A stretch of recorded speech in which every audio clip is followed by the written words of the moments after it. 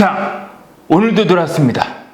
취업 정보를 알려주는 취업백서, 부자가 되는 방법을 알려주는 청년백서를 알려주는 취업의 신TV 박장호 대표입니다. 오늘 이 시간에는 취업백서를 준비했습니다. 여러분들 항상 헷갈려하는 주제입니다. 뭐냐? 면접관이 원하는 답변 시간입니다. 이 주제를 왜 다루느냐? 여러분들은 면접 질문에 대한 답변들을 할 때 이거 길게 해야 되는지 짧게 해야 되는지 모르고 그냥 생각나는 대로 말합니다. 그렇기 때문에 오늘 이 영상을 통해서 여러분들은 면접 답변 시간의 길이를 정확하게 알고 응용하시면 되겠습니다. 이 주제를 어려워하는 이유는 이런 답변의 길이를 알려주는 취업 전문가나 면접 책들이 없으니까는 어떨 때는 단답형, 어떨 때는 너무 지나치게 2분 이상 이렇게 됩니다. 그래서 제가 먼저 솔루션을 알려드리면 면접 답변 시간 40초로 답변해라 입니다. 그럼 지금부터 본격적으로 저와 함께 여행을 떠나보실까요? 그럼 방금 말씀하신 대로 무조건 그냥 40초로 맞춰서 답변하면 되나요? 고지고대로 받아들이지 마시고 이제부터 설명을 해드리겠습니다.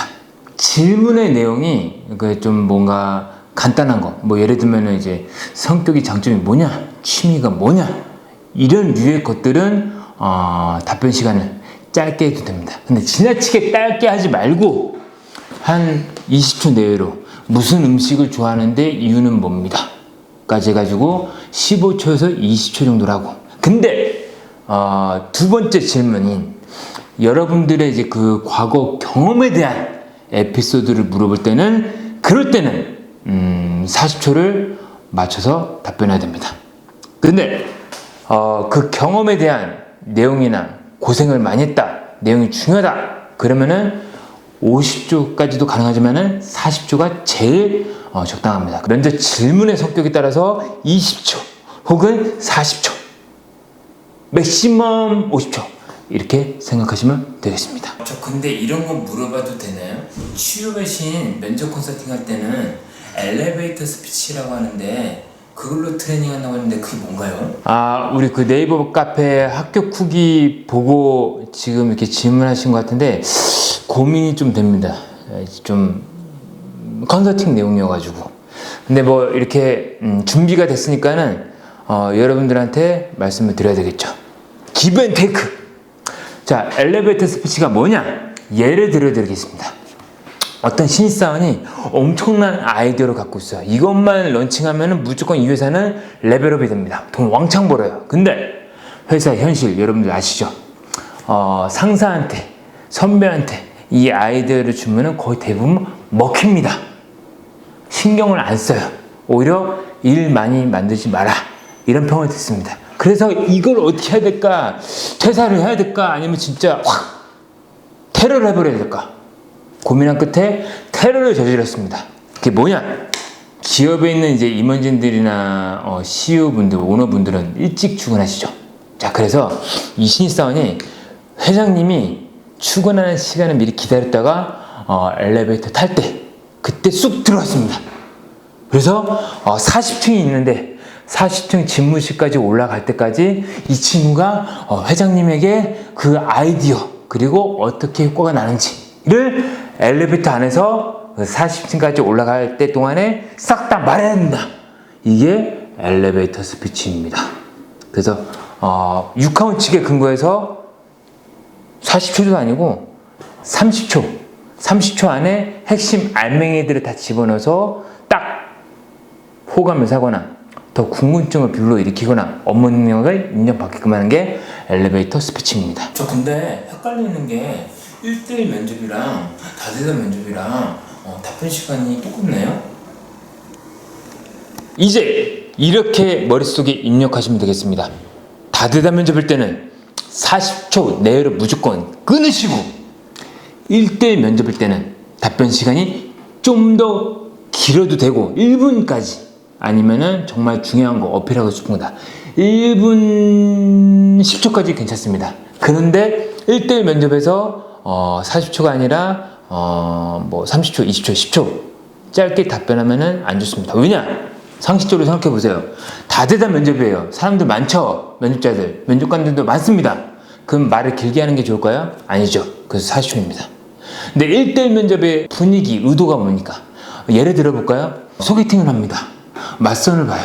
그럼 이제 1대1로 만나서 이야기를 뭐 잠깐 뭐 10분, 20분 하고 끝냅니까? 아니면 30분 내외 혹은 분위기가 좋다. 1시간 어떻습니까? 길게 하죠. 마찬가지입니다. 회사에서 이 친구에 대해서 이 면접자에 대해서 알고 싶은 게 많기 때문에 1대1 면접 혹은 면접자 1, 면접관 여러 명을 두고 집중적인 질문들을 통해서 오랜 시간 동안 너에게 투자할 것이다. 시간을. 그래서 길게 해도 되지만은 짧게 하면은 오해를 받아서 떨어질 수도 있습니다. 그렇게 알아두시면 되겠습니다. 근데 저는 면접 초보여서 그런 거 잘 모르겠고 그냥 선택해 주세요. 차라리 긴 게 낫나요? 아니면 짧은 게 낫나요? 이때 케바케입니다.